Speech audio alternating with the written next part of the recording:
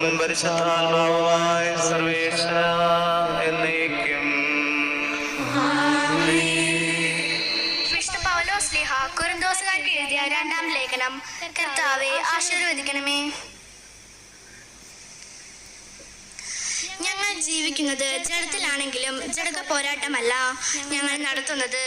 എന്തുകൊണ്ടെന്നാൽ ഞങ്ങളുടെ സമരായുധങ്ങൾ ജഡകമല്ല, ദുർഗമങ്ങളായ കോട്ടകൾ തകർക്കാൻ ദൈവത്തിൽ അവ ശക്തങ്ങളാണ്.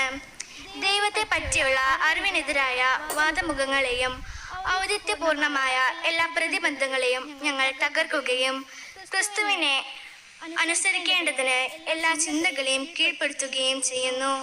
നിങ്ങൾ പൂർണ്ണമായി അനുസരിച്ചതിനു ശേഷം അനുസരിക്കാത്തവരെ ശിക്ഷിക്കാൻ ഞങ്ങൾ സന്നദ്ധരായിരിക്കുകയാണ്. നിങ്ങൾ കൺമുന്നിലുള്ളത് കാണുക. ആരെങ്കിലും താൻ ക്രിസ്തുവിൻ ഉള്ളതാണെന്നു ദൃഢമായി വിശ്വസിക്കുന്നു എങ്കിൽ ഞങ്ങളും അവനെ പോലെ ക്രിസ്തുവിനുള്ളതാണെന്നു മനസ്സിലാക്കിക്കൊള്ളട്ടെ. ഞങ്ങളുടെ അധികാരത്തെ പറ്റി ഞാൻ കുറച്ചധികം പ്രസംഗിച്ചാലും അതിൽ എനിക്ക് ലജ്ജിക്കാനില്ല. നിങ്ങളെ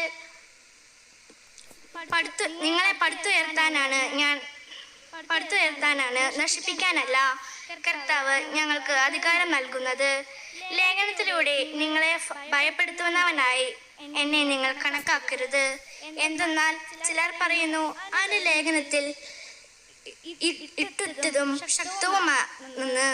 എന്നാൽ അവന്റെ ശാരീരിക സാന്നിധ്യം അശക്തവും ഭാഷണവും മനസ്സിലാക്ഷേതുമാണ്. അകലെയായിരിക്കുമ്പോൾ ലേഖനത്തിലൂടെ പറയുന്നത്, അടുത്തായിരിക്കുമ്പോൾ ഞങ്ങൾ പ്രവർത്തിക്കുന്നത് എന്ന് നിങ്ങൾ ഈ കൂട്ടർ ധരിക്കട്ടെ.